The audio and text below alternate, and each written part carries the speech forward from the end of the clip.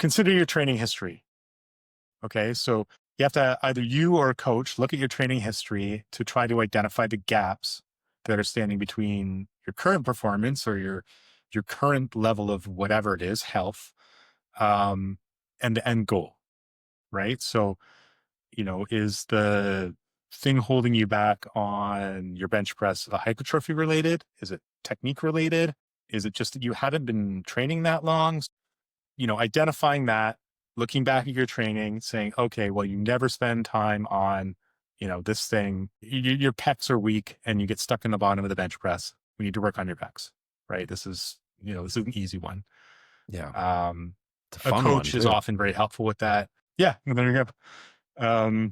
Yeah, coaches I find are really good with that. The competent coach, because it's really hard to evaluate your own training.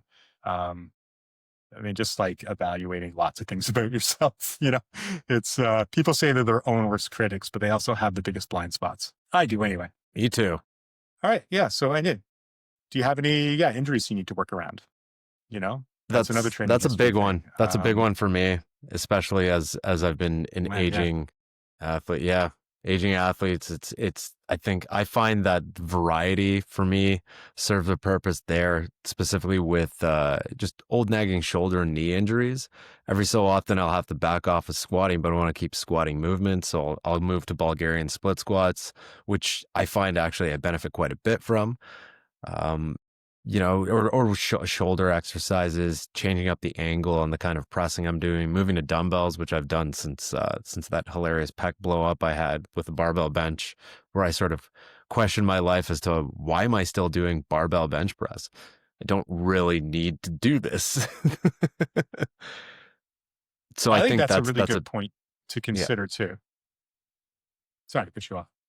No, that was it. I was just going to keep talking about my injuries for the next hour. So okay, I'll cut you off then. Thank you. I think that's a good point too. And you don't need to do anything unless it's something that's the event. Like if you're a weightlifter, you need to do the snatch. If you're anyone else, you don't need to do the snatch. There is some alternative movement, right?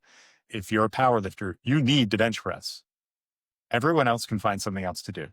So if you've got an injury or something that just doesn't work for you, you don't have to do it. I can't do supinated grip pull-ups. They just hurt my elbows, always have. I don't know. I just don't do them. It doesn't matter. And most exercises are like that. There's always some alternative exercise.